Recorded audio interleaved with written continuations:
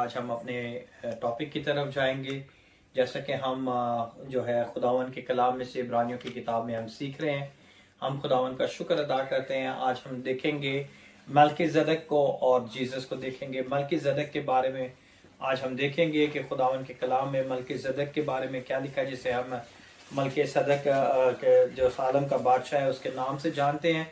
आज हम इसे देखेंगे ताकि हम खुदा के नाम को जलाल देने वाले बने।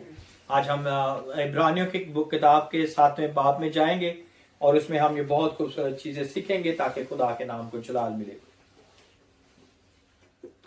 Jesus as a high priest is superior to Aaronic line of a high priest in Judaism। जैसा कि हम जानते हैं कि आरोन जो था जुडाइज्म में जो हाई प्रीस्ट था वो उसी की नस्ल से सारे जो थे सरदार काहिन आते थे, और यीशु जो है उन सबसे ज्यादा जो है अजमत में है, उन सबसे ज्यादा बेहतर है, उन सबसे ज्यादा बढ़कर है। Christian has a better hope because better type of a high priest Jesus Christ. मसीहों के पास जो सरदार काहिन है वो यहूदियों के सरदार काहिन के पास से बहुत बढ़कर है, बहुत बेहतर है, और जिसका नाम यीशु मसीह नासरी है। Jesus in the mold and a character of a different kind of a high priest like a Melchizedek। यीशु मसीह और एरोनिक के जो कहानत के काम है वो दोनों में बहुत ज्यादा ममासलत पाई जाती है। दोनों के बीच में बहुत ज्यादा चीजें हैं जो आज हम सीखेंगे ताकि खुदा के नाम को जलाल दे सके। क्योंकि यीशु जो है वो काहिन एरोन की तरह जो है वो कहानत का काम नहीं करता, बल्कि यीशु जो है वो मलकीज़ेदेक की तरह। मलकीज़ेदेक जो है जिसे मलकीज़ेदेक कहा गया है इंग्लिश में, इसका पूरी बाइबल के अंदर पुराने अहदनामे के अंदर 2 दफा जिक्र मिलता है हमें। एक दफा पैदाइश के अंदर और एक दफा जबूर के अंदर हमें मलकीज़ेदेक का जिक्र मिलता है। और ये जो है एक तरह का यीशु मसीह का अपीयरेंस है। यीशु मसीह जो है पुराने अहदनामे में अपने आप को मलकीज़ेदेक के तौर पर जाहिर करता है, जिसे आज हम देखेंगे खुदा के कलाम में से, क्योंकि ये बहुत खूबसूरत चीज है जो आज हम खुदावन के कलाम में सीखेंगे। Eternal high priest in the old testament were Melchizedek. Aaron से भी पहले जो हाई प्रीस्ट दिखाया गया है पुराने अहदनामे में वो मलकीज़ेदेक है, जो कि हमेशा और अबदी जो है कहानत का काम करता है। वो अबदी सरदार काहिन है, उसकी कहानत कभी खत्म नहीं होती, और यही कहानत जो है यीशु मसीह की कहानत है। इसीलिए मलकीज़ेदेक जो है वो जीसस को रिप्रेजेंट करता है वहां पर। And Jesus relationship we see this is the meat of the word not the milk of the word. और ये आज हम जो सीखने को है ये खुदा के कलाम में, जैसे कि हमने पिछले बार में सीखा कि ये एक सख्त गिजा है। ये दूध पीने वाली गिजा नहीं है, ये एक सख्त गिजा है जो आज हम ये इस सारे चैप्टर में सीखेंगे ताकि हम खुदा के नाम को जलाल दे सके। Today we see the Melchizedek relationship between Abraham, then we see Melchizedek relationship with Jesus. आज हम मलकीज़ेदेक का रिश्ते को देखेंगे कि इब्राहिम के साथ वो किस तरह आमने सामने आते हैं, और फिर हम देखेंगे यीशु मसीह को और मलकीज़ेदेक को, जो कि पहले मैं चाहूंगा हम देखें पैदाइश 14 बाब उसकी 11 और 12 आयत। यहां पर अगर हम देखते हैं पैदाइश 14 बाब, Genesis chapter number 14 verse number 11 and 12। Genesis chapter number 14 verse number 11 and 12। And they took all the goods of Sodom and Gomorrah and all their victuals and went their way. And they took Lot, Abraham's brother's son, who dwelt in Sodom, and his goods, and departed। पढ़े उर्दू में 14 बाब उसकी 11 और 12 आयत। तब वो सदूम और अमूरा का सब माल और वहां का सब अनाज लेकर चले गए, और इब्राहिम के भतीजे लूत को और उसके माल को भी ले गए, क्योंकि वो सदूम में रहता था। Amen? Amen। Now we see there is a local war between the rival king where Abraham and Lot was। यहाँ पे हम देखते हैं कि उनके बीच में, बादशाहों के बीच में आपस में जंग हुई, और जहां पे इब्राहिम और लूत रहता था, और वो वहां पे लूत जो है और उसको ले गए और उसके सारी चीजों को भी लूट कर ले गए। और आगे हम देखेंगे live in that general area there is a civil war that going between the several king. वहां पे कई बादशाह का आपस में झगड़ा था और उन्होंने लूट के सारे माल को लूट लिया और उसे उसकी फैमिली को भी कैदी बना के ले गए। If we see during this war, Lot and his family is taken captive. अगर हम 13वीं आयत से देखें तो हमें पता चलता है तब एक ने जो बच गया था जाकर इब्राहिम इब्रानी को खबर दी जो उसकाल और एरनेर के भाई ममरे अमूरी के बलूतों में रहता था और ये इब्राहिम के हम अहद थे। जब इब्राहिम ने सुना कि उसका भाई गिरफ्तार हुआ तो उसने अपने 318 मशाक खानाजादों को लेकर दान तक उनका ताकुब किया और रात को उसने और उसके खादमों ने गोल गोल होकर उन पर धावा किया और उनको मारा और ख्वाबा तक जो दमिश्क के बाएं हाथ है उनका पीछा किया और वो सारे माल को और अपने भाई लूत को और उसके माल और औरतों को भी और औरों लोगों को वापस फेर लाया।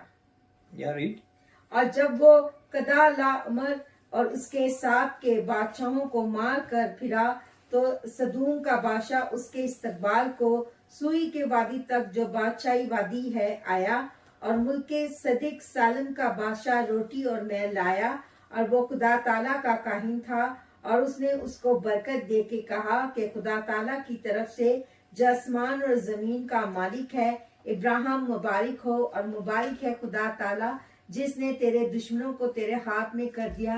तब इब्राहिम ने सबका 10वां हिस्सा उसको दिया और सदूम के बादशाह ने इब्राहिम से कहा कि आदमियों को मुझे दे दे और माल अपने लिए रख ले। आमीन। आज हमने बहुत खूबसूरत इस कहानी को पढ़ा। ये फर्स्ट अपीयरेंस है जहाँ पे मलके सदक जाहिर होता है और मलके सदक के जाहिर होने से पहले यहाँ पर इब्राहिम की जंग है और इब्राहिम जो है वो उस एरिया के बादशाहों के साथ लड़ रहा है और लड़ते हुए उसने जब फतह पाई तो उन सब बादशाहों का लूट और माल जो है उसने लूट लिया और वो लेकर जो है या अपने भतीजे को और उसकी फैमिली को भी वापस ले आया और बहुत सारी चीजों को वो वापस लेके आ गया।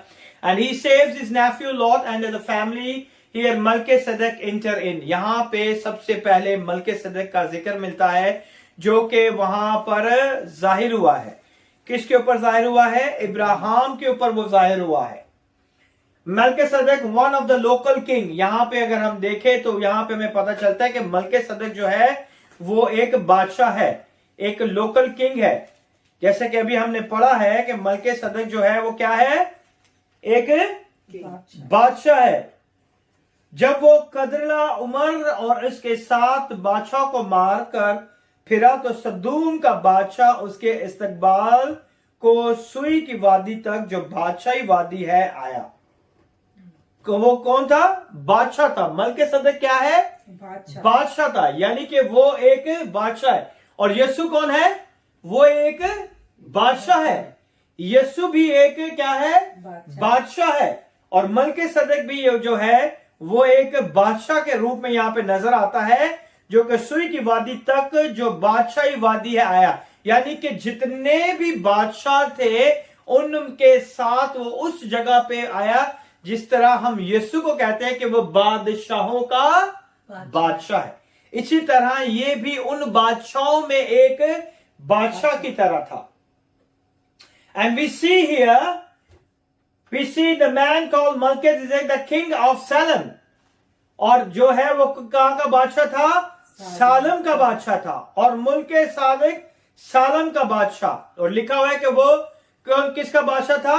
सालम का बादशाह था। Which is Jerusalem, जो कि यरूशलेम है। He used the same word for God that Abraham used. और उसने इब्राहिम के लिए वही अल्फाज इस्तेमाल किए जो खुदा ने अपने बंदा इब्राहिम के लिए इस्तेमाल किए थे। ठीक है? द गॉड मोस्ट हाई और यहोवा he was the priest of the God most high. और वहां पे भी इब्राहिम के लिए वो अल्फाज किए इस्तेमाल किए कि खुदा ताला का वो क्या था, काहिन था।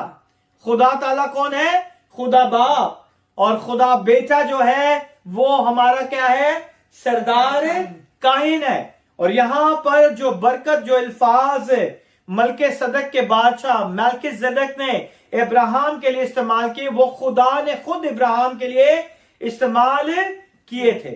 और लिखा हुआ है कि मुबारक है खुदा ताला जिसने तेरे दुश्मनों को तेरे हाथों में कर दिया। सो ही referred to that as to Moses, who is a writer of Genesis. हमें देखते हैं कि ये किताब जो है, पैदाइश की किताब इब्राहिम ने नहीं लिखी, ये पैदाइश की किताब मोसेस ने लिखी थी। और मोसेस जो है 450 साल के बाद, इब्राहिम के बाद वो यहां पे आया है, और उसको खुदा ने ये मलके सदक का पूरा वाकया जो है उसे दिखाया है। He referred to that as to Moses, who is a writer of a Genesis. Also, he takes the initiative to bless Abraham, and Abraham received blessing and he speaks the word. और जिस तरह के यहां पे हम देखते हैं कि इब्राहिम को यीशु मसीह ने बरकत दी। मलकीसेदेक कौन अपीयर करता है, यीशु मसीह को अपीयर करता है, और खुदावन यीशु ने किसे बरकत दी, इब्राहिम को बरकत दी। और उस इब्राहिम से कहा कि खुदा ताला जो है तुझे क्या करे, बरकत दे। Also he take the initiative to bless Ibrahim, यानी कि खुदा ने ये आगाज किया कि वो सबसे पहले किसे बरकत दे, इब्राहिम को बरकत दे। जैसे ही उसने इब्राहिम को बरकत दी तो इब्राहिम ने भी अपने माल का 10वां हिस्सा यीशु को दे दिया। कोई मांगा नहीं था खुदावन यीशु ने उससे, मेल्कीसेदेक ने उससे कोई हिस्सा नहीं मांगा था। He offered his tithe to the Lord.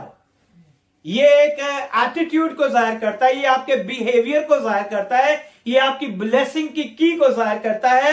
If you want a spiritually strong, if you want a financially strong, you have to give your 10% to the Lord God Almighty.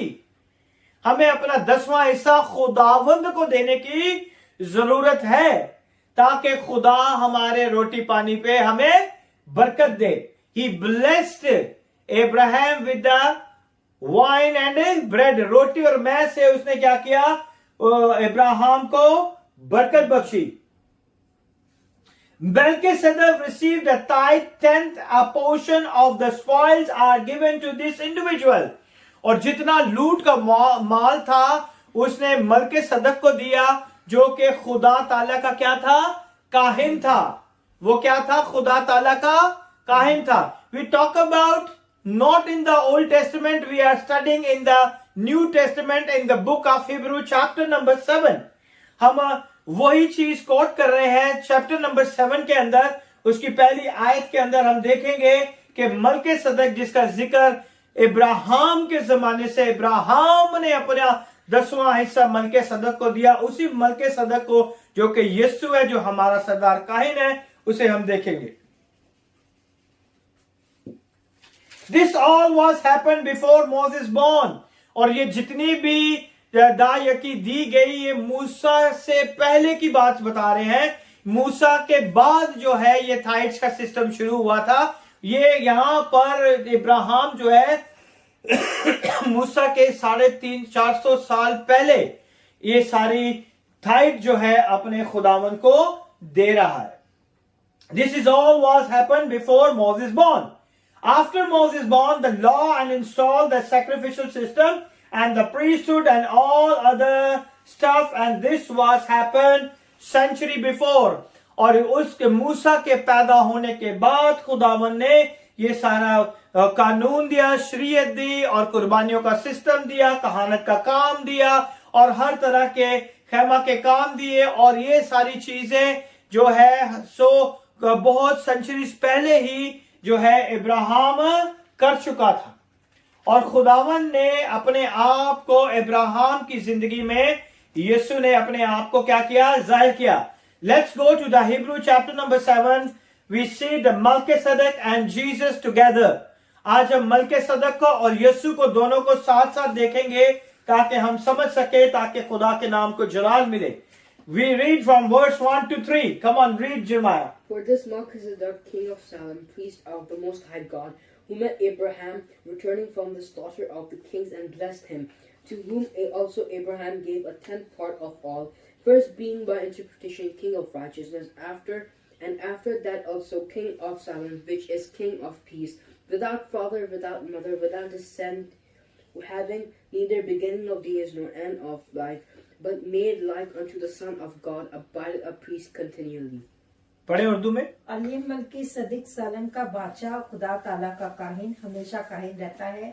जब इब्राहिम बादशाहों को कत्ल करके वापस आता था तो इसी ने उसका इस्तकबाल किया और उसके लिए बरकत चाही. उसी को इब्राहिम ने सब चीजों की दयकी दी. ये अव्वल तो अपने नाम के मायने के मुआफिक रास्तबाजी का बादशाह है और फिर सालम यानी सुलह का बादशाह. ये बेबाप, बेमाल, बेनसब नामा है, ना उसकी उम्र का शुरू ना जिंदगी का आखिर, बल्कि खुदा के बेटे के मुशाबा ठहरा. Amen. Amen. That is the quality of the Melchizedek. Melchizedek का ना तो माँ है, ना तो बाप है, और ना ही उसका कोई नसब नामा हमें मिलता है पुराने अहदनामे में. और ये जो है एक खुदावन यीशु मसीह की छवि की तरह हमें नजर आता है. We see his name means king of righteousness. जिसका यहाँ पे हम देखते हैं, here we see who Melchizedek was. He also give the meaning of Melchizedek name. यहाँ पे वो राइटर जो है, मुसन्नफ जो है इब्रानियों का, वो मलकीसदक के नाम के मतलब बताता है. और वो कहता है वर्ड सालम मीन्स पीस, कि सालम का मतलब है जो है, सालम का मतलब क्या है? सुलह. यहाँ पे वो बताता है कि सालम का मतलब जो है वो एक सुलह है. His name means king of righteousness. वो जो है वो रास्तबाजी का क्या है? बादशाह है. वो कौन है? रास्तबाजी का कौन है? बादशाह है. रास्तबाजी का बादशाह कौन है? यीशु मसीह नासरी है. यीशु मसीह नासरी ही रास्तबाजी का बादशाह है. उसी की रास्तबाजी की वजह से हम सब रास्तबाज ठहरते हैं. Amen.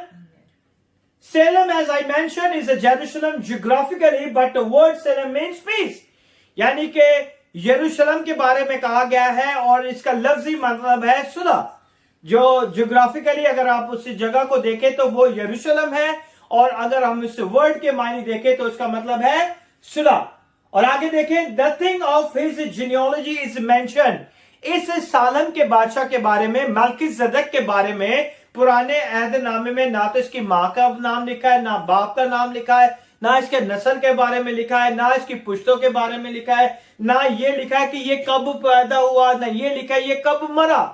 There is no any kind of a clue we find in the Old Testament. हमें कोई ऐसा क्लू नहीं मिलता जिससे हमें पता चले कि ये मलकीसदक कौन है. लेकिन खुदा का बंदा इब्रानियों का मुसन्नफ जो है वो इसे बहुत खूबसूरती के साथ यीशु मसीह को बयान करता है, क्योंकि यीशु मसीह जो है वो अबदी है. वो अबदी है, उसका कोई नसब नामा नहीं है, वो बाप से पैदा हुआ है. Amen. Amen. Melchizedek was the type of the Messiah king that would ultimate come. और पुराने अहदनामे में खुदावन यीशु मसीह को मलकीसदक के तौर पे, मिसाया के तौर पर जाहिर किया गया, ताकि लोग जो है जान जाए कि एक मिसाया आने वाला है जो हमें हर चीज से निजात देगा. His name is King of Righteousness, और My King is Righteous, जिसका मतलब है कि मेरा खुदा रास्तबाज है और वो रास्तबाजों का क्या है? बादशाह है. और यही जो है प्रोफेसी जो है खुदा के बंदा इजाया ने भी की, कि खुदावन के बंदा इजाया ने नावे बाप और उसकी 6ठी और 7वीं आयत के अंदर इसे बहुत खूबसूरती से यीशु मसीह की पहली पेशन गोई जो यहाँ पे की गई, वो इजाया ने इसे बहुत खूबसूरती से बयान किया कि देखो एक कवारी हामला होगी, बेटा जनेगी, और उसके बाद वो उसकी सारी डिस्क्रिप्शन उसने बहुत खूबसूरती से बयान की. His position very important. और यीशु की पोजीशन जो है और मलकीसदक की पोजीशन जो है वो बहुत इंपॉर्टेंट है. ये दोनों अब्दी हैं. ये दोनों क्या है? इटर्नल है, हमेशा तक रहेंगे. Amen. Amen.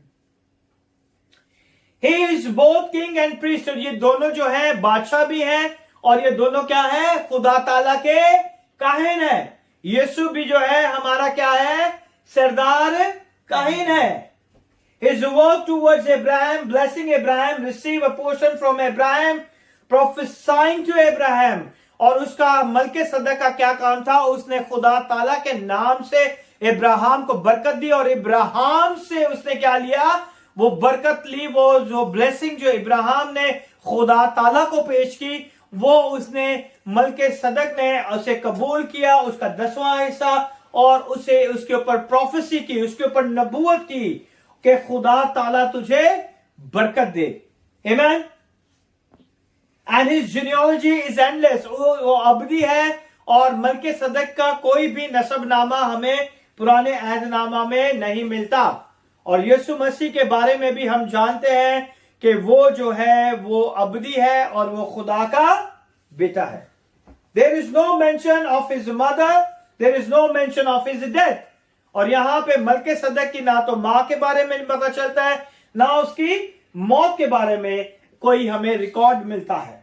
So his genealogy is endless, वो अबदी है और उसके बारे में हमें कुछ भी नहीं मिलता। We need to realize that Melchizedek was made like the Son of God। और यहां पे वो कहता है कि मलकीसदक जो है वो खुदा के बेटे के मुशाबा है, वो खुदा के बेटे की तरह है। Amen? Not that Jesus was like a Melchizedek। ये नहीं कि यीशु जो है वो मलकीसदक की तरह है, बल्कि मलकीसदक जो है वो यीशु की तरह है। Amen?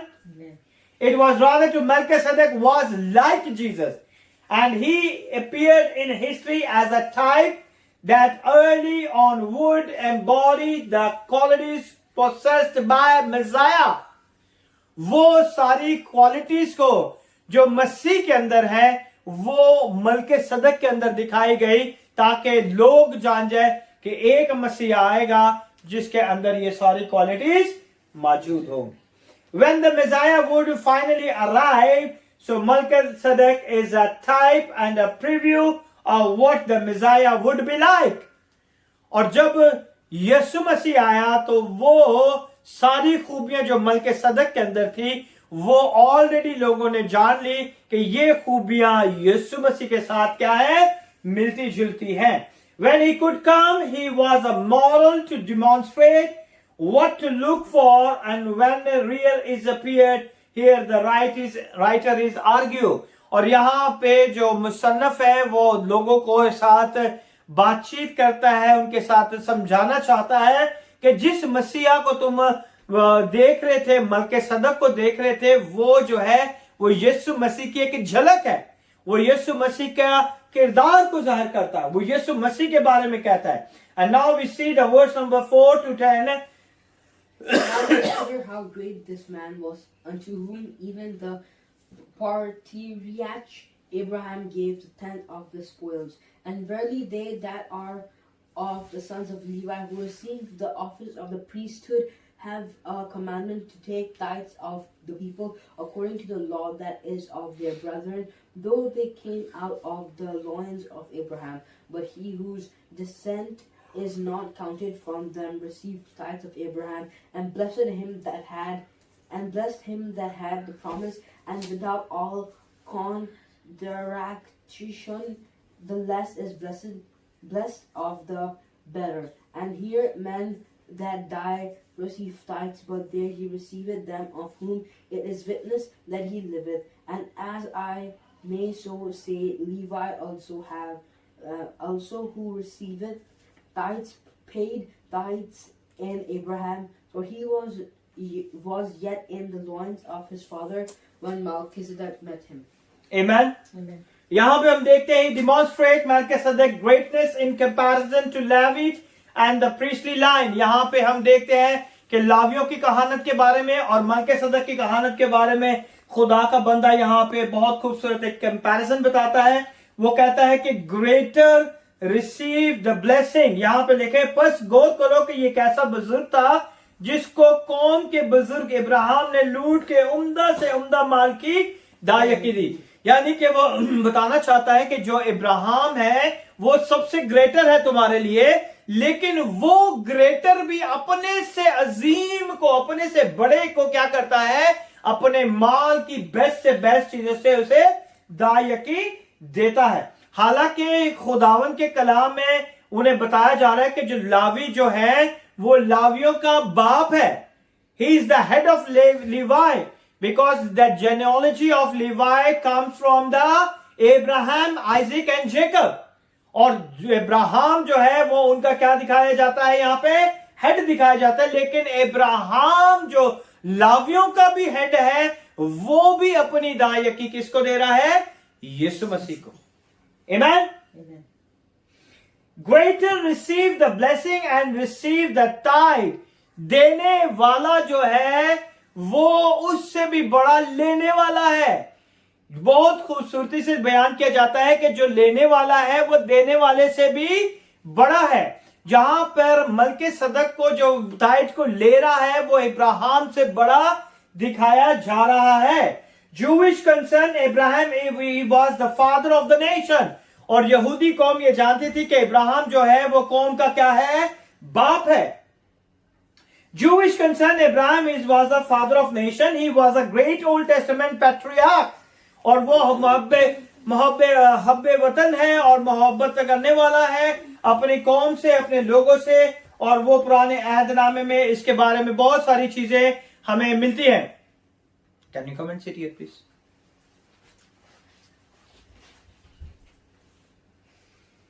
He was a great Old Testament patriarch, yet Abraham paid tithes to Melchizedek। और वो इतना बड़ा जो है इब्राहिम जो है पूरी यहूदी कौम का हेड है और वो अपनी दायकी किसे देता है, मलकेसदक को देता है। मलकेसदक gave blessing to Abraham। See the greatness of, if you compare Abraham and Melchizedek, you know there are contemporaries। और यहां पे हम देखते हैं कि अगर इब्राहिम और मलकेसदक को देखें तो हमें पता चलता है कि इब्राहिम जो है पूरी नेशन का हेड है, कौमों का बाप है, लेकिन वो जो कौमों का बाप कहलाता है वो भी अपनी दायकी जो है मलकेसदक को पेश करता है, जो कि खुदा ताला का काहिन है। और यहाँ पे खुदा ताला का काहिन इब्राहिम को क्या करता है, बरकत देता है। Melchizedek is the greater line also through Ibrahim. और यहां पे हम देखते हैं कि मलकेसदक जो है वो इब्राहिम से भी बड़ा है। और यहां पे लिखा है कि अब लावियों की औलाद में से जो कहानत का ओहदा पाते हैं उनको हुक्म है कि उम्मत यानी अपने भाइयों से, अगर से वो इब्राहिम ही की सलब से पैदा हुए हो, शरीयत के मुताबिक दायकी लें। यानी कि जो उनका लॉ था उसके मुताबिक उन्होंने लेनी थी। यहां पे इब्राहिम दायकी ले नहीं रहा, बल्कि इब्राहिम अपनी दायकी अपने खुदा को दे रहा है। लावियों के लिए यह था कि उन्होंने दायकी को लेना था, लेकिन इब्राहिम जो है वो खुदावन को दायकी देने की बात कर रहे हैं। और यहां पे हम देखते हैं कि इसकी वजह से खुदावन ने किस तरह उसे बरकत Bakshi. We see here the Melchizedek is the greater line also through the Abraham। The Levitical priesthood come, Abraham was the father of all priests। जितने भी काहिन थे उन सब का वो बाप था। जितने भी कहानत का काम करते थे, आरून से पहले जो था उसका बाप जो है वो याकूब था, याकूब का इसहाक और इसहाक से इब्राहिम। और ये जो था इब्राहिम था, सब काहिन जितने भी थे उनका बाप कहलाया जाता था, उनका हेड कहलाया जाता था। और खुदावन ने उसे बरकत बख्शी। और यहां पे हम देखते हैं Aaron was the high priest and the priesthood was from the particular family, but the source was Abraham। यहां पे खुदा ने मूसा को कहा कि कहानत का काम जो है वो हारून के नसबनामा से होगा, उसी में से लोग निकलेंगे और जो कहानत का काम करेंगे। मगर जो इब्राहिम है एक्चुअली वो इन सब काहिनों का क्या है, बाप है। सोर्स जो है, जो मेन जहां से कहानत निकली वो इब्राहिम से निकली। द सोर्स पे टाइड टू मलकेसदक। और जो पूरी कहानत की सोर्स है, जो पूरी कहानत का जो सोर्स है अब्राहम, वो अपनी दायकी जो है वो किसे दे रहा है? मलकीसदक को। हिज डिसेंडेंट पे टाइज टू मलकीसदक, और वो कहता है कि जो उसके नस्ल है, जो उसकी सुलभ में से है, वो भी अपनी दायकी को जरूर दें। When comparing the Levitical priesthood, the Melchizedek, what do we see? जब हम दोनों कहानतों को देखते हैं तो हमें क्या नजर आता है? The superior is always the one who bless the inferior. वही बड़ा होता है जो अपने से छोटों को क्या करता है? बरकत देता है। यहां पे हम देखेंगे, मगर जिसका नसब नामा उनसे जुदा है, उसने अब्राहम से दायकी ली, और जिससे वादा किए गए थे उसके लिए बरकत चाहिए।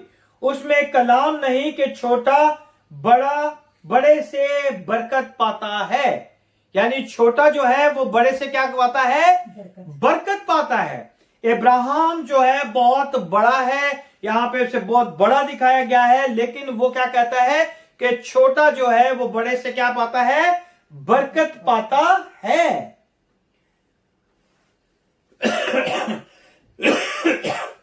Melchizedek blessed the father of Levi, the one who had a promise. मलकीसदक ने उसे बरकत दी जिसके लिए खुदा ने वादा किया था कि मैं तुझे इस सम्मान के तारों की तरह बढ़ाऊंगा। The superior is always the one who blessed the inferior. You pay tithes to Levi, they merely collect the tithes. वो जो बरकत जो दायकी लेते हैं वो है लावी, लेकिन यहां पे इब्राहिम जो है वो लावियों का बाप है, लेकिन वो जो है इन्हें क्या करता है? मलकीसदक को अपनी बरकत, अपनी दायकी देता है। ही पेड द टाइट, वो अपनी टाइट उसे देता है, और लावी क्या करते हैं? वो टाइट को लेते हैं। You pay tithes to Levi, they merely collect the tithes. Abraham paid him a tithe because who he was, his inherent greatness. Melchizedek priesthood was in eternal nature. और यहां पे वो कहता है कि मलकीसदक जो है वो अबदी है, उसकी नेचर जो है वो क्या है? अबदी है, और वही जो है बरकत देने वाला है। बस हम कह सकते हैं कि लावी ने भी जो वो दायकी लेते हैं, इब्राहिम के जरिए से दायकी दी। ये जो लावी भी जो दायकी खुदा को देते हैं, क्योंकि खुदा के कलाम में वादा है कि जो दायकी मिलती है उसमें से लावी भी खुदा के लिए अपनी दायकी को निकाले। ये तरीकेकार जो है इब्राहिम से चालू हुआ है कि वो अपनी दायकी को अपने खुदा के लिए दे। और उसके लिखा है आगे कि जिस वक्त मलकीसदक ने इब्राहिम का इस्तकबाल किया था, वो उस वक्त तक अपने बाप की सुलभ में था, यानी कि यीशु मसीह तब पैदा नहीं हुआ था। He is in the father. Yeshu Masih जो बाप के अंदर था, ही इज इटर्नल, वो पहले से ही बाप के अंदर मौजूद था, और वो अभी तक अपने जलाल में इस दुनिया में जिस्म के रूप में नहीं आया था। As a man, of course, he died, but the scripture, by not recording his genealogy or his death, और उसके लिए कोई भी नसबनामा नहीं लिखा गया मलकीसदक के लिए और उसकी मौत के बारे में, क्योंकि वो जो है यीशु मसीह को रिप्रेजेंट करता है, जाहिर करता है। Symbolically live his ministry as being an eternal nature, और उसकी जो कहानत है वो अब्दी है, वो यीशु मसीह की कहानत है जो कि अब्दी कहानत कहलाई जाती है। We are not saying he's divine being, we just say he was no genealogy, no mention of mother or father. यहां पे हम ये नहीं कह रहे कि ये मलकीसदक के अंदर एक इलाही फितरत पाई जाती थी, बल्कि हम ये कहते हैं कि मलकीसदक का कोई नसबनामा नहीं था, ना तो उसके माँ का नाम, ना बाप का नाम, ना उसकी पैदाइश का जिक्र, ना ही उसकी मौत का जिक्र हमें खुदा के कलाम में से मिलता है। वो एक इटर्नल अब्दी नेचर को जाहिर करता है। There is a two type of priest. यहाँ पे हम देखते हैं दो तरह के काहिन हैं, और यहाँ पे सबसे पहले हम देखते हैं embodied by Aaron that served the Jewish. एक ऐसा काहिन है और उसका सारा कहानत का सिस्टम है जो कि यहूदियों के अंदर से है, जो कि हमें पुराने अहदनामे में मिलता है through out old testament period. Prepare the people for the arrival of Messiah. इस प्रेस्ट का क्या काम था? इसने लोगों को तैयार करना था मसीह के लिए. जो कि अरून की कहानत का काम था, उसने लोगों को किसके लिए तैयार करना था? मसीह के लिए तैयार करना था. Aaronic priesthood was temporary. और जो हारून की कहानत थी वो क्या थी? टेम्परेरी तौर पर थी, वो इटर्नल नहीं थी. लेकिन मल्कीसदक की कहानत क्या थी? इटर्नल थी. It was earthly, it was sinful in the sense. और जो हारून की कहानत थी उसके अंदर गुनाह भी पाया जाता था, क्योंकि वो इंसान के जिस्म में इस रूए जमीन पर थे. It was manned by ordinary man. Aaron is under the law. और हारून जो था वो एक शरीयत के मातहत था और उसी के मातहत उसे सारे काम करने थे. They served according to the law given by God, one type of priesthood. उसे वही काम करना था जो खुदा ने उसे कहानत में करने के लिए कहा. The second type, other type, not by Aaron but the Melchizedek. दूसरी कहानत जो हमें नजर आती है पुराने अहदनामे में, वो मल्कीसदक की कहानत है जो कि अब्दी है. That served as a point to Christ. His type of priesthood was eternal. और उसकी कहानत क्या कहलाई जाती है? अब्दी कहानत कहलाई जाती है.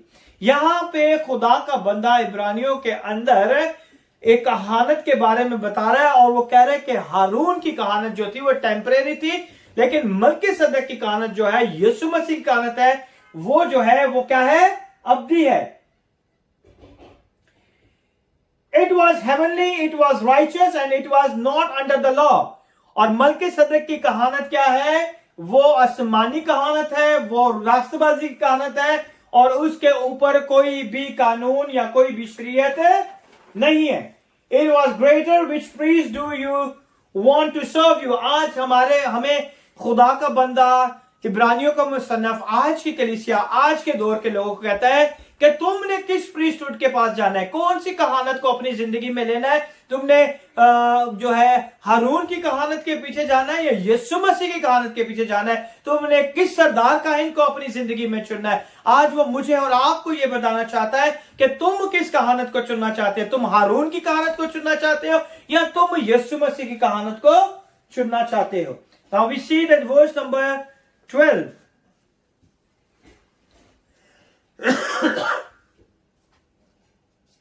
कि तुम अब्दी को चुनना चाहते हो या तुम जो है उस तरीके को चुनना चाहते हो जो कि टेम्परेरी है. For the priesthood being changed, there is made of necessity a change also of the law. और जब कहानत बदल गई तो शरीयत का भी बदलना जरूर है. Amen? यहां पे वो बताना चाह रहा है कि काहिन जो टॉप का काहिन है वो चेंज हो गया.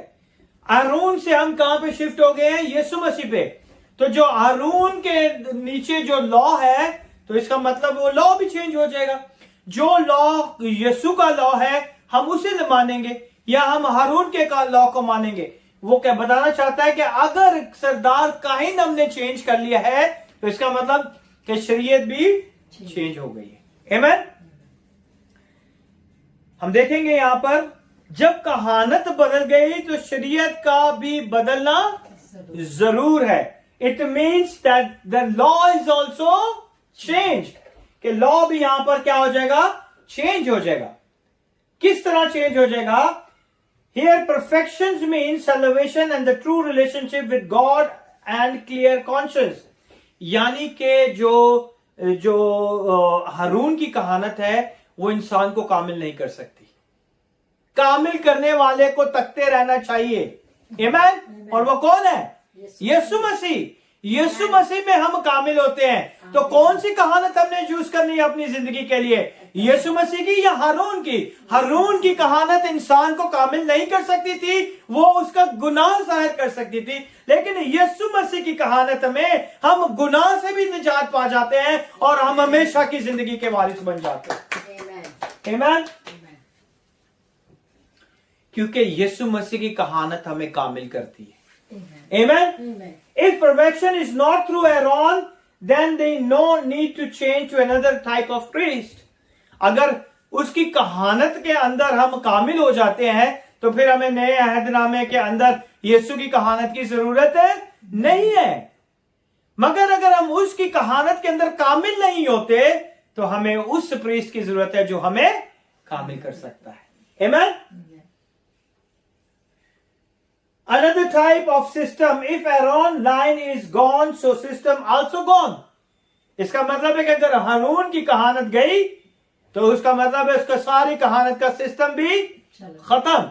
हम मसीहों के ऊपर हारून की कहानत का कोई भी कानून जो है लागू नहीं होता, क्योंकि हम उसकी कहानत में ही नहीं है।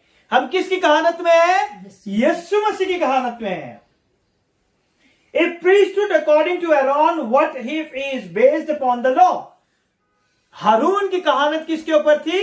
मूसा की शरीयत के ऊपर कायम और दायम थी। Amen? Amen. Priesthood of Aaron can't perfect us, we have to remove it. अगर वो हमें कामिल नहीं कर सकी तो फिर हमें उसे उतारने की जरूरत है। We see the verse number 13 and 14. For he of whom these things are spoken pertaineth to another tribe, of which no man gave attendance at the altar. For it is evident that our Lord sprang out of Judah, of which tribe Moses spake nothing concerning priesthood. पढ़े? क्योंकि जिसकी बाबत ये बातें कही जाती हैं वो दूसरे कबीला में शामिल है, और जिसमें से किसी ने कुर्बान गाह की खिदमत नहीं की। चुनाचा जाहिर है कि हमारा खुदावंद यहूदा में से पैदा हुआ, और इस फिरका के हक में मूसा ने कहानत का कुछ जिक्र नहीं किया। He totally tell the clarity कि जिस कहानत का यीशु मसीह जिसका सरदार का यीशु मसीह है, उसका कहानत से कोई ताल्लुक नहीं है। शरीयत से उसका कोई भी ताल्लुक नहीं है, क्योंकि जिसकी बाबत ये बातें कही जाती है वो दूसरे कबीले में शामिल हो। वो कौन से कबीले से था? वो यहूदा के कबीले में से था, और यहूदा के कबीला को मूसा ने कहानत का कोई काम भी करने के लिए उसका कुछ भी जिक्र नहीं है। So it means the God is a creator. Amen. Amen? Amen. खुदा ही है जो अपने कलाम के अंदर बहुत सारी चीजों को ऐड कर सकता है। कोई इंसान नहीं ऐड कर सकता। कोई और आके नहीं कह सकता कि मैं सरदार का है। यीशु अपने आप को रिप्रेजेंट करता है, और वो उस कबीले से भी नहीं है। वो किस कबीले में है? वो यहूदा के कबीले में, जिसने कभी कुर्बान गाह के ऊपर जाके कोई खिदमत का काम ही नहीं किया। Amen? Amen. As Jesus is concerned, he could never serve as a Jewish high priest. यहूदियों की तरह, जो यहूदियों के सरदार कायन थे, यीशु मसीह ने कभी भी उस तरह कहानत का काम नहीं किया।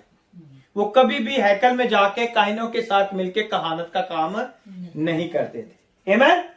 Because the law clearly taught that the only descendant of Levi could serve.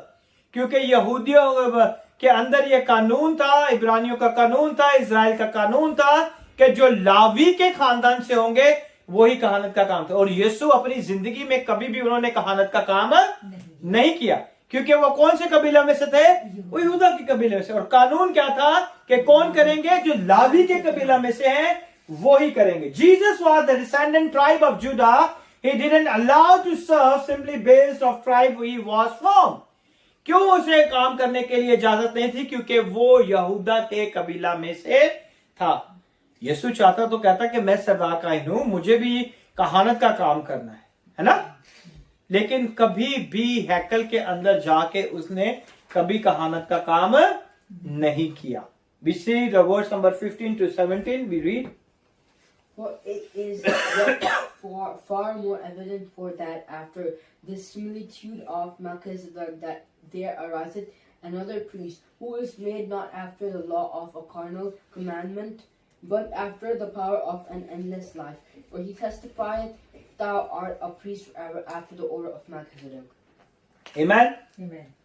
और जब मलके सदक की मानित एक और ऐसा कायन पैदा होने वाला था जो जिस्मानी काम की शरीयत के मुआफिक नहीं, बल्कि गैर फानी जिंदगी की कुव्वत के मुताबिक मुकर्रर हुआ, तो हमारा दावा और भी साफ जाहिर हो गया, क्योंकि उसके हक में ये गवाही दी गई कि तुम मल्कीसदक के तौर पर अब तक काहिन है। आमीन। आमीन। और जब मल्कीसदक की मानिंद एक ऐसा काहिन पैदा होने वाला था जो जिस्मानी अहकाम की शरीयत के मुताबिक नहीं बल्कि गैर फानी जिंदगी की कुव्वत के मुताबिक मुकर्रर हो, तो हमारा दावा और भी साफ जाहिर हो गया। He tell that Jesus Christ is coming from the eternal, वो वहां से आया है जो कि अबदी है, जो कि मल्कीसदक को रिप्रेजेंट करती है। Here we see Jesus is another type of priest, not like Aaron, और वो हारून की तरह का काम नहीं करता था। Type who features are different than Aaron, और उसके फीचर्स जो थे, यीशु के फीचर्स जो थे हारून के फीचर्स से टोटली डिफरेंट थे। He is eternal in nature, वो अपनी फितरत में अबदी था। नॉट अर्थली, वो एक जो है फना होने वाला जमीनी शख्स नहीं था। और perishable like Aaron and his descendant, और वो सारे जितने भी लावी के खानदान से थे वो सारे पैदा हुए और वो सारे मर भी गए। लेकिन यीशु मसीह जो है वो क्या है? अब्दी काहिन है। आमीन। We see here the Psalm 1 and 10 to show, आज हम यहाँ पे देखेंगे कि यहाँ पे you show Jesus priesthood in the based on the power of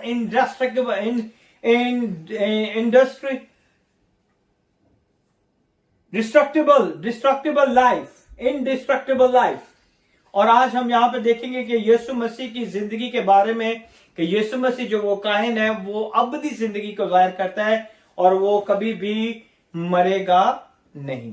आमीन। Not the law, Aaron priesthood was the future prophesied by King David, और जिस तरह हम देखते हैं कि हारून की जो कहानत है और उसके बारे में हम देखते हैं, और उसके बारे में खुदा के बंदा दाऊद ने जो मल्कीसदक का जिक्र किया है वो भी एक नबूवत की तौर पर यीशु के बारे में बताया है।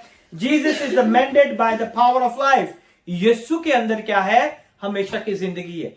हारून की कहानत में हमें हमेशा की जिंदगी नहीं मिलती, लेकिन यीशु मसीह की कहानत के अंदर हमें हमेशा की जिंदगी मिलती है। Now we see here based in the divinity and not law, यानी कि यीशु मसीह की खुदायत के अलूहियत के अंदर हमें हमेशा की जिंदगी मिलती है। Now we read the verse 18 and 19. For there is verily a disannulling of the commandment going before for the weakness and unprofitableness thereof. For the law made nothing perfect, but the bringing in of a better hope than by the which we draw nigh unto God. Amen. Amen. गर्ज पहला हुक्म कमजोर और बेफायदा होने के सबब से मनसूख हो गया, क्योंकि शरीयत ने किसी चीज को कामिल नहीं किया और उसकी जगह एक बेहतर उम्मीद रखी गई जिसके वसीला से हम खुदा के नजदीक जा सकते हैं। Amen. Amen. और यहाँ पे वो कह रहे हैं रिजल्ट देख लें, आप मल्कीसदक का रिजल्ट देख लें और यीशु मसीह का रिजल्ट आप देख लें। He said about the result of change of priesthood Aaronic to Melchizedek type, based of each is changed also. और यहाँ पे हम दोनों की जिंदगी के बारे में देखते हैं और दोनों की कहानत में चेंज देखते हैं। और कहा कि अगर यीशु मसीह की कहानत में हम कामिल होते तो इसका मतलब हारून की कहानत जो है वो कमजोर हो गई। पहला जो है वो क्या हो गया? कमजोर और बेफायदा होने की वजह से वो खत्म हो गया, मनसूख हो गया। आमीन। लिखा हुआ है 18वीं आयत के अंदर, गर्ज पहला हुक्म कमजोर और बेफायदा होने के सबब से मनसूख हो गया, क्योंकि शरीयत ने किसी चीज को कामिल नहीं किया।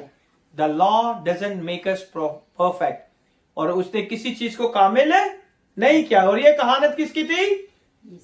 नहीं, ये हारून की कहानत थी जो कि शरीयत के वसीला से गुनाह को जाहिर करती थी, और गुनाह शरीयत ने कभी किसी इंसान को कामिल नहीं किया। आमीन। Aaron was based on law, और वो आरोन की जो कहानत थी वो शरीयत के ऊपर थी। Melchizedek based on the power of eternal life, और मलकीसदक की जो कहानत थी वो क्या थी? अब्दी जिंदगी के ऊपर थी. Basically the purpose of the law was to remind people they are sin and imperfect. शरीयत का मकसद एक्चुअली क्या था? कि वो लोगों को हमेशा याद करती थी कि तुम गुनाहगार हो और तुम कामिल नहीं हो सकते.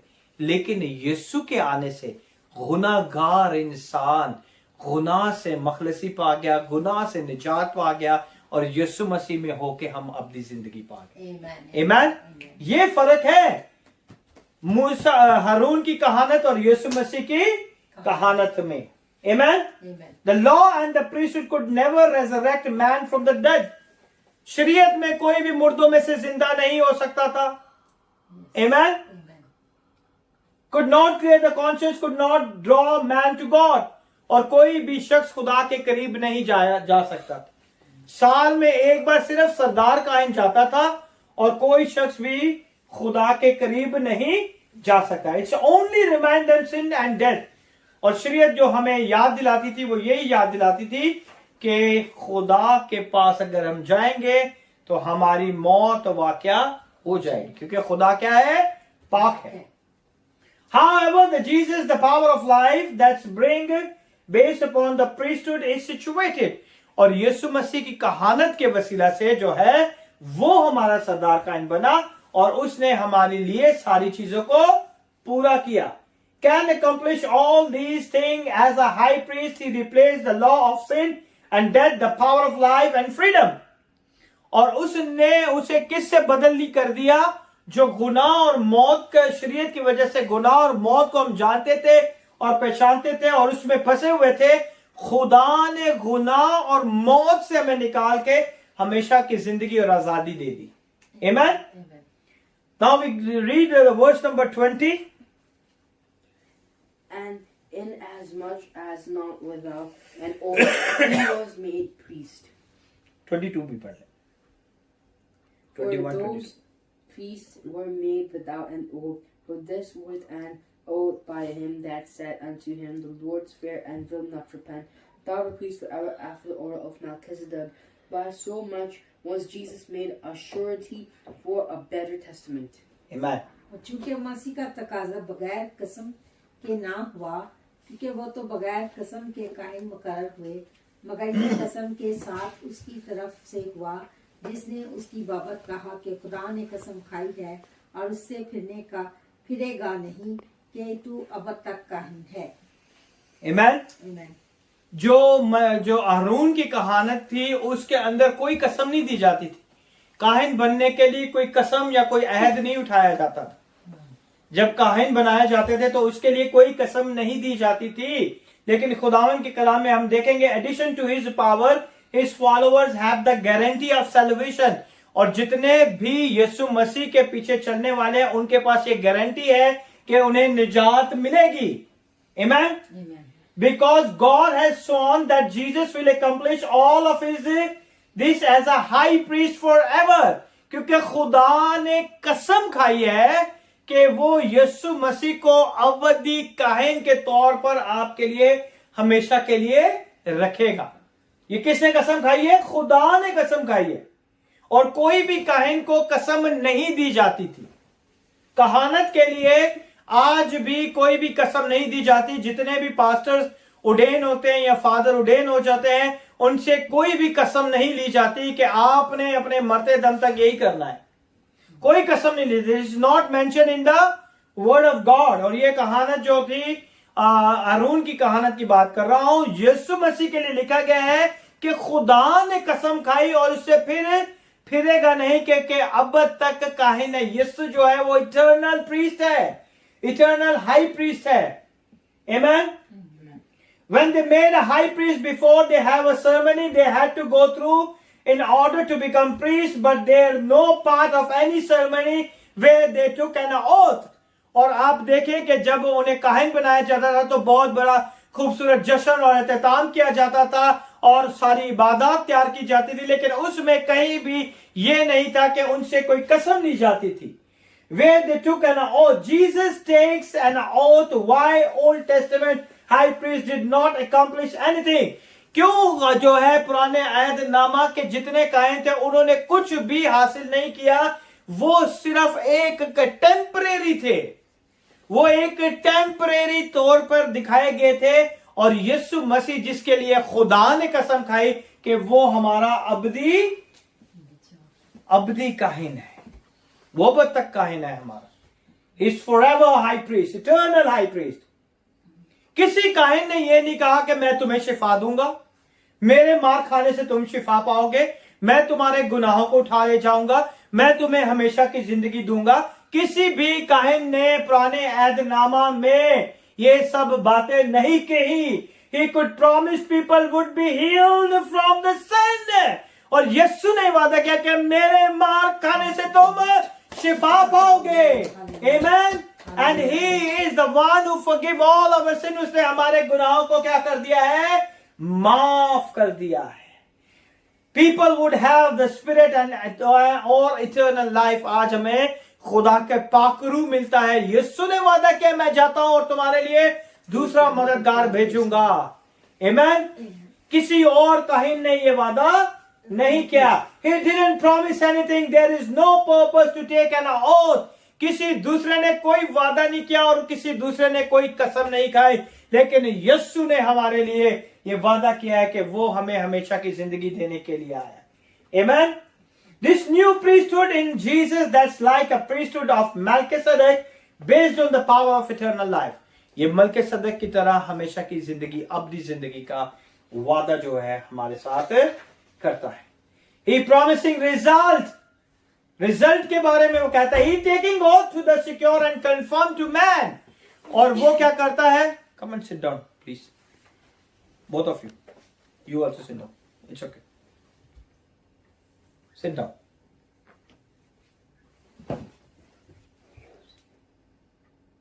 He is promising result and he is taking oath to secure, to confirm to man। और उसने कसम खाई और लोगों को यकीन दिलाया कि उनकी हमेशा की जिंदगी का बंदोबस्त खुदावंद यीशु ने कर दिया है। Jesus has his position based on the power of eternal life। उसके पास वो ओहदा है, वो इख्तियार है कि वो अपने इख्तियार की वजह से हमारी जिंदगी में अब्दी काम करता है। Power of his priestly ministry, addition to that God's way that will accomplish as a high priest। यहाँ पे खुदावंद उन सारी चीजों को जाहिर करता है। वर्स नंबर 23 हम पढ़ेंगे, 23 to 25। Can you on this? And they truly were many priests, because they were not suffered to continue by reason of death. But this man, because he continueth ever, hath an unchangeable priesthood. Wherefore he is not able also to save them to the uttermost that come unto God, seeing he ever liveth to make intercession for them। Amen? जो हमारा सरदार कायन है वो किस तरह का सरदार कायन है? यहाँ पे लिखा है, चूंकि मौत के सबब से कायम ना रह सकते थे, जितने भी सरदार काहिन थे जो कि लावी के खानदान से, वो मौत की सबब से कायम ना रहे, लेकिन इसलिए वो तो बहुत से काहिन मुकर्रर हुए, मगर चूंकि ये अब तक कायम रहने वाला है इसलिए इसकी कहानत लाजवाल है। That is eternal. His priesthood is eternal. He demonstrates the important future of Jesus' eternal priesthood। He is always be there to make intercession। वो हमेशा हमारे लिए कहाँ पे मौजूद है? खुदा बाप के पास मौजूद है, ताकि हमारी क्या करे? शिफायात करे। Who believe in him, sinful man have eternal life। वो उनके ऊपर ईमान रखता है, जो गुनाहगार लोग यीशु पर ईमान रखते हैं और यीशु पर ईमान लाते हैं, खुदावंद यीशु बाप के सामने उनकी हमेशा क्या करता है? शिफायात करता है। Go and read 26 to 28। For such an high priest became us, who is holy, harmless, undefiled, separate from sinners, and made higher than the heavens, who needed not daily as those high priests to offer up sacrifice, first for his own sins and then for the people's. For this he did once when he offered up himself. For the law maketh men high priests which have infirmity, but the word of the oath which was since the law maketh the Son, who is considered forevermore। 26 से 28 तक। चनाचा ऐसा ही सरदार काहिन हमारे लायक भी था, जो पाक और बेरिया और बेदाग और गुनाहगारों से जुदा और आसमानों से बुलंद किया गया हो, और उन सरदार काहिनों की मानिद उसका मोहताज ना हो के हर रोज पहले अपने गुनाहों और फिर उम्मत के गुनाहों के वास्ते कुर्बानियां चढ़ाए, क्योंकि उसे वो एक ही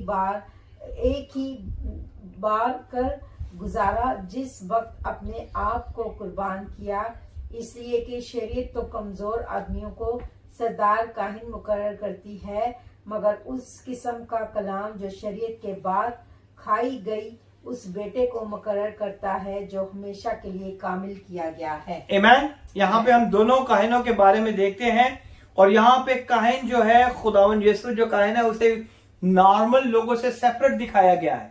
He said when comparing the two priesthood, it's become evident that Jesus is exactly the kind of high priest that we need. हमें कौन सा हाई प्रीस्ट चाहिए जो कि हमें कामिल कर सकता है, जो हमें हमेशा की जिंदगी दे सकता है, जो हमें गुनाहों से निजात दे सकता है। क्योंकि पुराने अहदनामे में जो काहिन थे उन्हें लोगों की गुनाहों की कुर्बानी के लिए सबसे पहले अपने आप की कुर्बानी देनी पड़ती थी, फिर लोगों के लिए कुर्बानी देनी पड़ती थी। Holi means he was separated unto God, innocent and undefiled, separate from sinner. उसने अपने आप को क्या कर लिया, लोगों से जुदा कर लिया, होली कर लिया। यहाँ पे लिखा है चुनाचा ऐसा सरदार काहिन हमारे लायक भी था, जो पाक और बेरिया और बेदाग और गुनाहगारों से जुदा, वो हमसे जुदा हुआ है, वो हमसे सेपरेट है। High priest with no sin, वो सरदार काहिन है जिसके अंदर कोई गुनाह नहीं है। He was with God in heaven, और वो खुदा के साथ आसमानों पर है। He doesn't serve a earthly tabernacle, और वो जमीन के उस खैमा इज्तिमा में खिदमत नहीं करता। He served the true altar in heaven, वो खुदा के मज़बा के सामने उसकी हजूरी में मौजूदगी में हमारी शिफायत करता है। He served true position in heaven. We need this type of high priest in our life. आज हमें इस तरह का सरदार काहिन अपनी जिंदगी में चाहिए। Get the job done, जिसने हमारे लिए काम तमाम कर दिया, जिसने हमारे लिए सारा काम पूरा कर दिया। The job of perfection us, हमें कामिल करने की जो जॉब थी वो किसकी थी, सरदार काहिन थी। और जो सरदार काहिन पहले थे वो पहले अपनी गुनाहों के लिए कुर्बानी देते थे, फिर उम्मत की गुनाहों की कुर्बानी को देते थे। He says sinful man offered a countless dead animal as a sacrifice for sin, यानी कि वो जानवरों की कुर्बानियां देते थे उम्मत के वास्ते। वो क्या करते थे, गुनाहों के वास्ते कुर्बानियां चढ़ाए, क्योंकि वो उसे एक ही बार गुजारा जिस वक्त अपने आप को कुर्बान किया। उन्होंने क्या किया, वो पहले अपनी कुर्बानियां फिर लोगों की कुर्बानी, लेकिन यीशु ने अपने आप को कुर्बानी के लिए पेश कर दिया कि वो खुद इंसानों के लिए क्या हो गया, कुर्बान हो गया। But our priest offered his own perfect life once for all time for all sin. उसने सारे गुनाहों के लिए एक ही बार अपनी जान को कुर्बान कर दिया। Amen. For our sin, first like the Levitical priest did, वो लेविटिकल के जो काहिन थे वो क्या करते थे, लाविक जो कहानत का काम करते थे, वो अपने गुनाहों फिर लोगों के गुनाह। लेकिन यीशु ने अपने आप को पूरे जहान के गुनाहों के लिए पेश कर दिया। Amen. They were sinner, first offer sacrifice for own sin, then they gave sacrifice for the sin of the people. He had only one life. It was a sinful life. और यीशु के पास एक ही जिंदगी थी जो बेऐब था और जो बेदाग था और जो गुनाहगार भी नहीं था, उसके अंदर कोई गुनाह नहीं पाया जाता था। He offered for other, it was an eternal life. उसने अपने आप को पेश कर दिया और हमेशा की जिंदगी को एक्सचेंज कर दिया। लोगों के गुनाह को अपने ऊपर ले लिया और जो हमेशा की जिंदगी उसके अंदर थी उसे लोगों को बख्श दी। Amen. The sacrifice inherit the quality or value of it was a greater than dead animal. वो मुर्दा जानवरों से बहुत ज्यादा कीमती उसकी जान की कुर्बानी थी। Even human being offered his life would be a sinful life. बहुत से लोग शायद सोचते हो कि हम भी यीशु की तरह अपनी जान को कुर्बान कर देंगे, लेकिन उनके अंदर गुनाह पाया जाता है और यीशु के अंदर कोई भी गुनाह नहीं पाया जाता। इसलिए यीशु ने अपनी हयाती जिंदगी का, तुम में से कौन है जो मुझ में गुनाह को साबित करे। He knows he has divine nature, और उसके लहू में ये ताकत है कि वो हमारे सारे गुनाहों को धो देता है।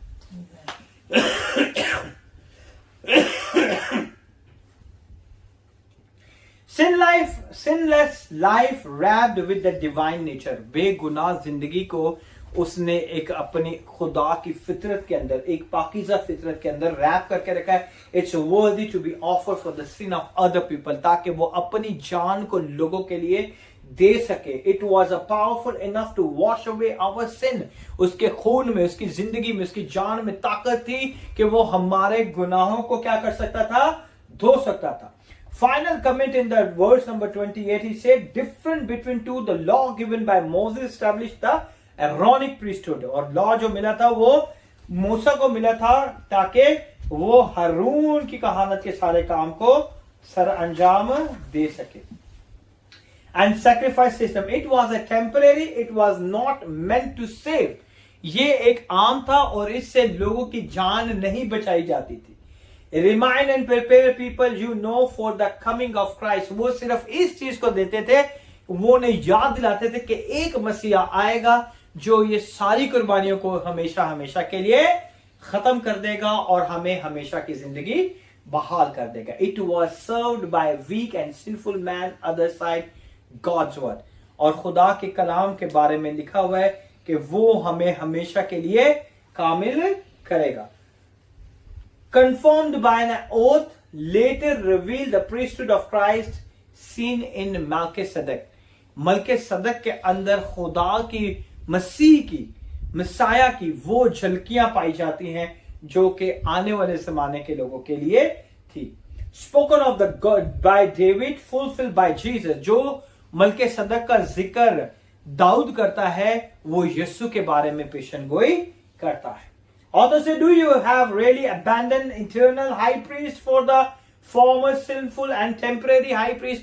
वो यहाँ पे उन लोगों को कहता है और आज के लोगों को भी कहता है जो यीशु मसीह को तर्क करके दूसरे चीजों को अपनाते हैं। उन्हें आज खुदा का बंदा, खुदावंद अपने कलाम में कहता है कि तुम ऐसे सरदार काहिन को छोड़ रहे हो जिसने अपनी जिंदगी देके तुम्हें खरीद लिया, जिसने अपने लहू से तुम्हारे गुनाहों को माफ कर दिया, जिसने आप अपनी जिंदगी को तुम्हारे लिए दे दिया, उसे छोड़कर तुम जा रहे हो। आज तुम्हें खुदावंद बुला रहा है, खुदावंद अपने पास बुला रहा है ताकि हम उसमें बढ़ते जाए, जिंदगी पाए, कुव्वत पाए, ताजगी पाए और यीशु के नाम को जलाल देने वाले बने। आज जो है मलकीसदक के उस कहानत के काम को खुदावंद जो है हमारी जिंदगी में देखना चाहता है।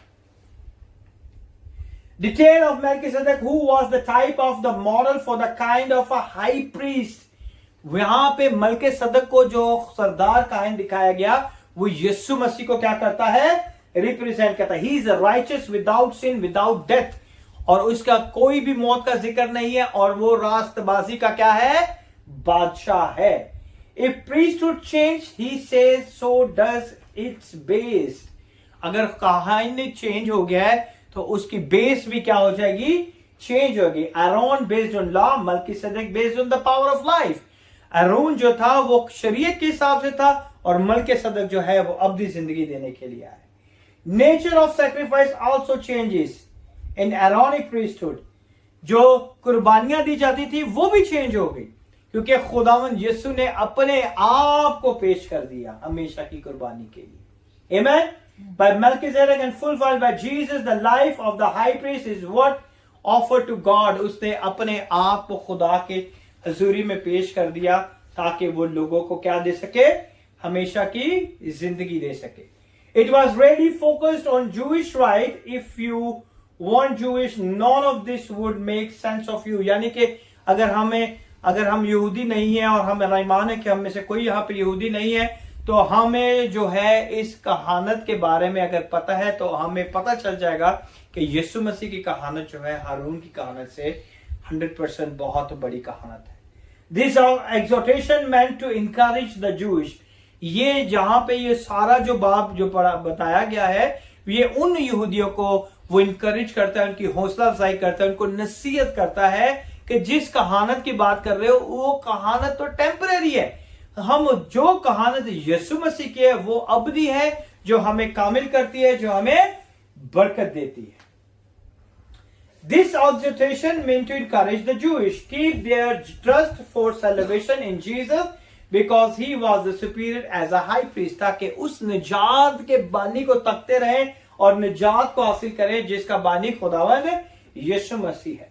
The sense of sin and the fear of judgment, और गुनाह और खौफ को अपनी जिंदगी से हमेशा के लिए निकाल दें, क्योंकि हमारी गारंटी सैल्वेशन निजात जो है वो गारंटीड है, और उसके लिए खुदावन यीशु ने क्या किया है, कसम खाई है। उसके लिए खुदा बाप ने कसम की। We also have a period of doubt and fear.